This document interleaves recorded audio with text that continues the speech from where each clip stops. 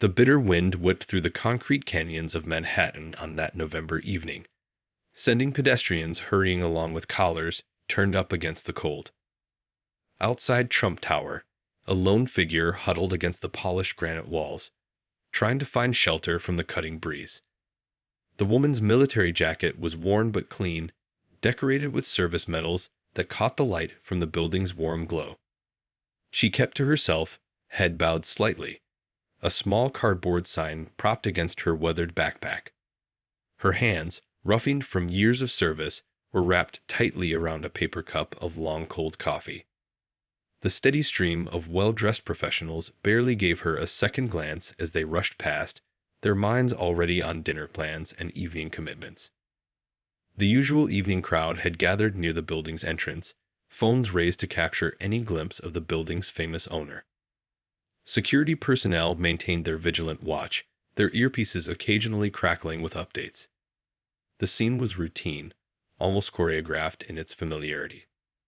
Then came the subtle shift in energy that always preceded Trump's appearance. The security detail moved into position, the crowd pressed forward slightly, and the building's revolving doors began to turn. Donald Trump emerged, his signature suit and red tie instantly recognizable. He was midway through a conversation with an aide, manila folder in hand, when something made him pause. Perhaps it was the glint of medals on the veteran's jacket, or maybe just the quiet dignity with which she held herself, but Trump stopped. The crowd watched, phone still recording, as he turned away from his waiting vehicle and walked toward the homeless veteran. His security team quickly adjusted their formation, exchanging concerned glances. The veteran looked up, surprised at the approaching figure. Trump crouched down beside her, his knees creaking slightly as he lowered himself to her eye level. "Those medals," he said, gesturing to her jacket. "Which branch?" The veteran's voice was quiet but clear as she explained her service history. 3 tours in Afghanistan, honorable discharge, the struggles that followed. As she spoke, Trump's expression grew more serious. The usual cameras and commotion faded into the background as he listened to her story of battling PTSD, navigating a complex veterans benefits system, and eventually finding herself on the streets. She spoke without self-pity, but the pain in her voice was evident. The crowd had grown larger now, but maintained a respectful distance. Some had lowered their phones, sensing they were witnessing something more meaningful than just another photo opportunity. Trump pulled out his phone, his fingers moving quickly over the screen as he made a call. "Get me the manager at the plaza," he said into the phone, his voice carrying clearly in the evening air. The veteran started to protest, but Trump held up his hand. "No," he said firmly, "this isn't right. We take care of our veterans." Within minutes, he had arranged not just a room, but a month's stay at one of Manhattan's finest hotels. This wasn't just about one night's shelter. It was about giving someone the breathing room to rebuild their life. As Trump helped the veteran gather her few belongings, he turned to his aide. "First thing tomorrow," he instructed, "I want our team working on getting her full veterans benefits sorted out. And call our contact at Veterans Affairs." The story was already spreading through the crowd, phones lighting up with messages and social media posts.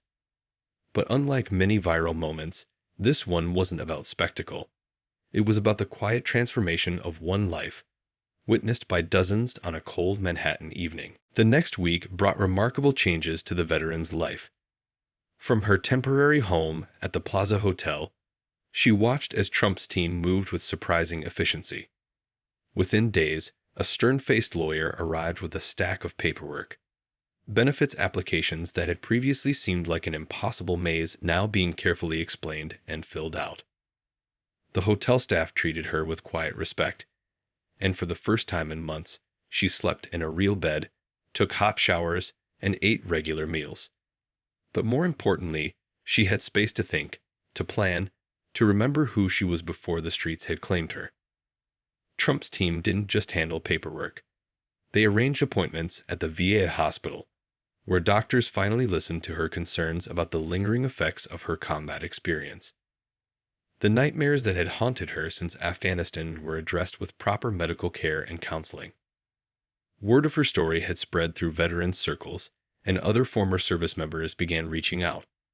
Some shared similar struggles, while others offered support and guidance. A retired colonel who now worked in private security heard about her situation and arranged an interview with his firm. The interview was nerve-wracking. Months on the streets had left her feeling disconnected from the professional world.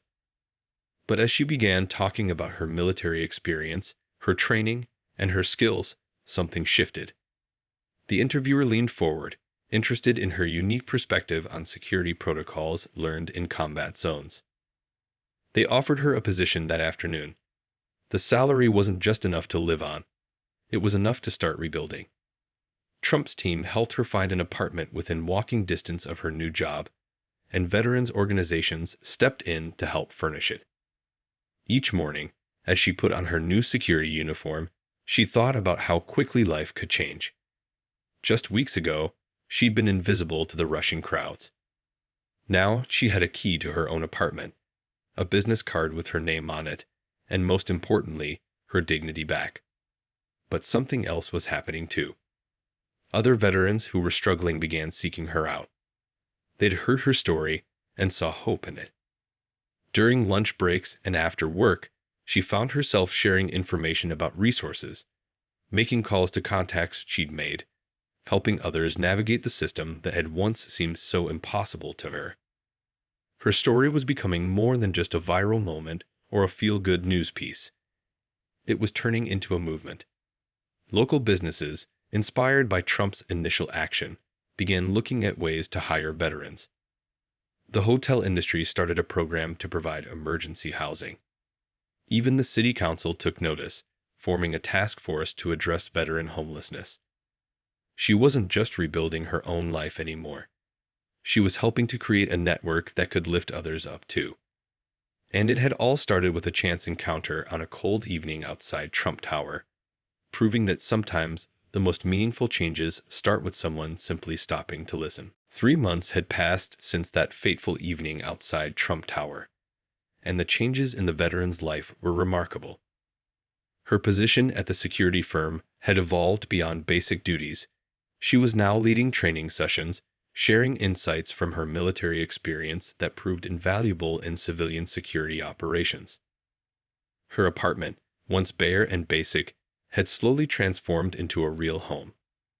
Photos from her service days hung on the walls, no longer painful reminders but proud markers of her journey. The kitchen counter held a coffee maker, a small luxury she denied herself for so long, and her fridge was always stocked with fresh food. What started as casual conversations with other veterans during lunch breaks had grown into something more structured. She began hosting weekly meetings in her building's community room, where veterans could share their struggles and successes. Word spread, and soon the room was filled every Tuesday evening. Local media picked up the story, not just focusing on Trump's initial act of kindness, but on how it had created a ripple effect throughout the community. Business owners started reaching out, asking how they could help. A local restaurant chain offered free meals to veterans in need. A clothing store provided interview suits. A dental office offered free services. The veteran benefits she'd struggled to access were now flowing smoothly, thanks to the initial push from Trump's team. But she didn't stop there.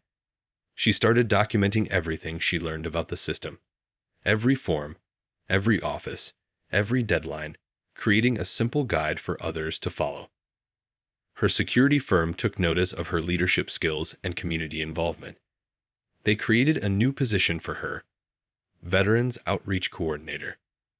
Now she could officially spend part of her work week helping other veterans transition into civilian security work. The transformation wasn't just professional.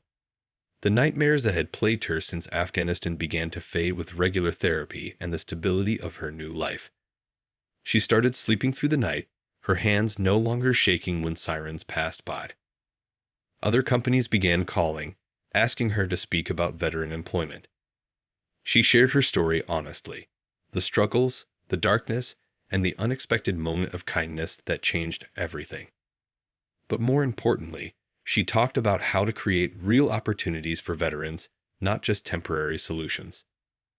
The network of support she helped build was growing stronger every day.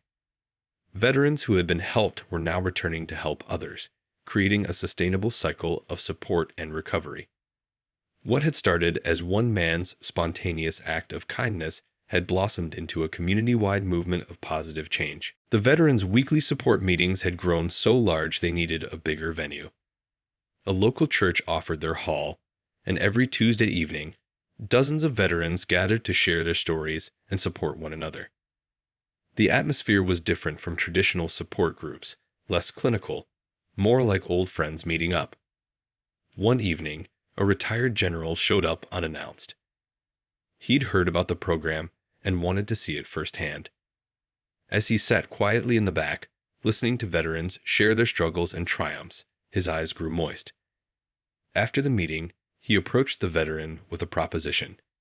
He had connections with major corporations across the country, and he wanted to help expand the program nationally. The idea was simple but powerful. Create a network of veteran-led support groups in major cities, each connected to local businesses and resources. The veteran would help design the program, using everything she'd learned from her own experience and the success of the Tuesday meetings. Trump heard about the expansion plans and called personally. His team had been tracking her progress, and he was impressed by how she'd taken that initial helping hand and turned it into something bigger. He offered to host a fundraising dinner at Trump Tower, inviting business leaders and potential donors. The dinner was unlike anything she'd ever experienced. Dressed in a new suit, she found herself explaining her vision to CEOs and philanthropists. She spoke from the heart about the invisible struggles many veterans face, the pride that keeps them from asking for help, the system that seems designed to defeat them, the isolation that can be deadly. The response was overwhelming.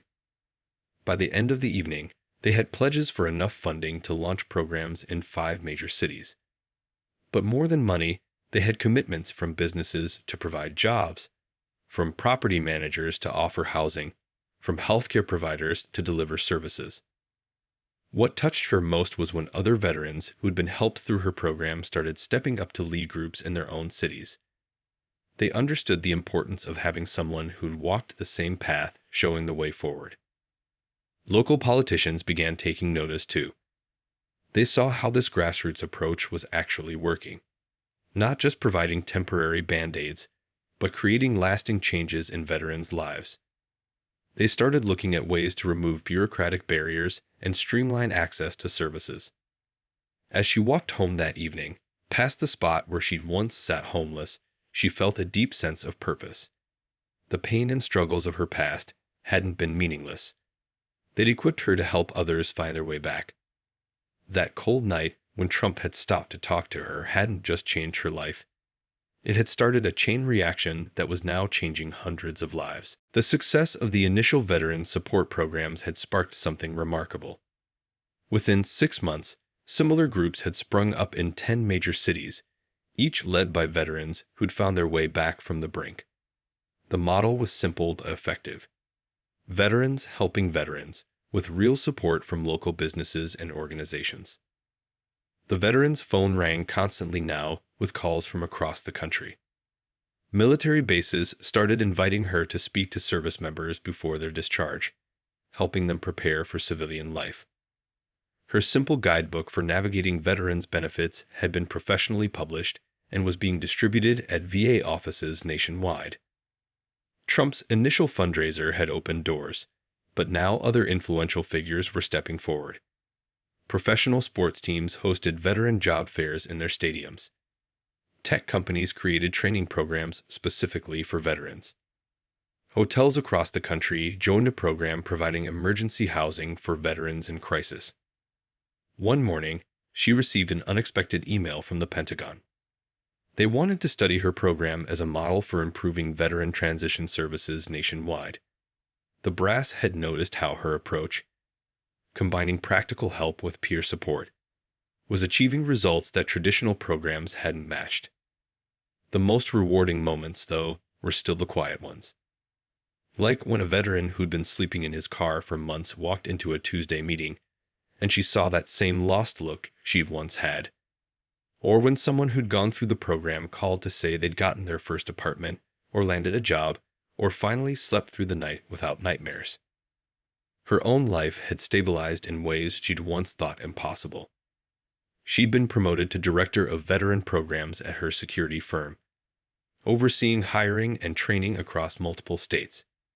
Her apartment now included a small office where she could work on expanding the program, walls covered with maps showing current and planned support locations. The local Veterans Hospital asked her to join their advisory board, recognizing that her grassroots experience offered insights their traditional approaches had missed. She brought fresh perspectives to their discussions, always advocating for more practical, accessible services. Other organizations began adopting elements of her program. Homeless shelters created veteran-specific sections with peer support. Job training centers added veteran mentorship programs. Even some police departments started bringing in veteran volunteers to help when they encountered homeless veterans. Looking back at that cold evening outside Trump Tower, she marveled at how a simple act of kindness had grown into something so much bigger. But she knew the real story wasn't about that one moment. It was about all the moments since, all the hands reached out to help, all the lives quietly rebuilt in communities across the country. A year into her work with veterans, the program had achieved something remarkable. What started as informal meetings had evolved into a registered nonprofit organization with chapters in 15 states. The organization's success caught the attention of major media outlets, leading to a series of in-depth features about veteran rehabilitation. The Pentagon's study of her program revealed striking statistics. Veterans who participated showed significantly higher rates of successful reintegration into civilian life. Employment rates were up, homelessness was down, and perhaps most importantly, the suicide rate among program participants was notably lower than the national average for veterans. Her regular Tuesday meetings continued, even as she took on more responsibilities. These gatherings remained the heart of the program, where veterans could find immediate understanding and practical help. No matter how busy she became, she never missed a meeting, remembering how crucial that sense of community had been in her own recovery.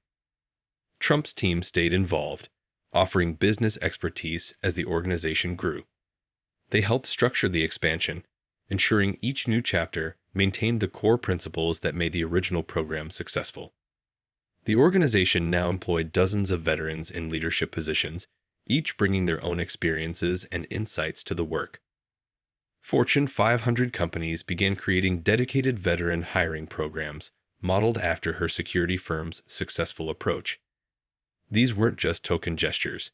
They were comprehensive programs that included mentorship, skill translation, and ongoing support. The Veteran's Guide to Navigating Benefits had become required reading at military transition programs. Military bases across the country started preparation programs 6 months before discharge, connecting service members with program mentors in their destination cities. Healthcare providers noticed that veterans in the program showed better recovery rates from both physical and mental health issues.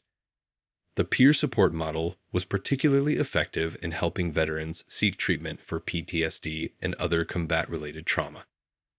Local governments began adopting policies recommended by the organization. Cities created specialized veteran housing programs, and state agencies streamlined their veterans' services based on the organization's successful methods. Looking around her office one evening, she noticed something that brought tears to her eyes. A photo of herself outside Trump Tower from that cold night, next to a current picture of her addressing a room full of business leaders. The contrast was striking, but more striking was the reality that her story was no longer unique. Hundreds of veterans had made similar journeys, each one helping to light the way for others. The impact of the Veteran Support Program continued to grow in unexpected ways.